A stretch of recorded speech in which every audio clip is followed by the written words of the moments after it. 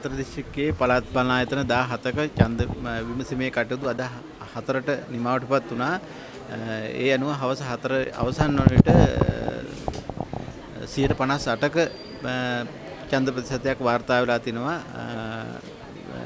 වැලිගම නගර සභා ප්‍රදේශයේ 67ක පමණ ඡන්ද ප්‍රතිශත පාවිච්චි කරලා තිනවා. සෑම කොට්ටාශයකම ඡන්ද 55ක ඡන්ද ප්‍රමාණයකට වඩා භාවිත වෙලා තිනවා. කිසිම ප්‍රචණ්ඩ ක්‍රියාවක් සිදු වෙලා නැහැ. දැන්ට ඒ ස්ථාන කීපයක ගණන් ගැනීමේ ගණන් කිරීමේ කටයුතු ආරම්භ කර තින බවට අපිට වාර්තා ලැබුණා. අපි බලාපොරොත්තු වෙනවා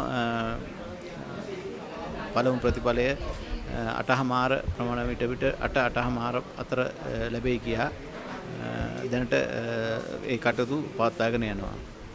භාවිතා කිරීම ඊටාම සාමකාමීව පැවැත්විලා තියෙනවා.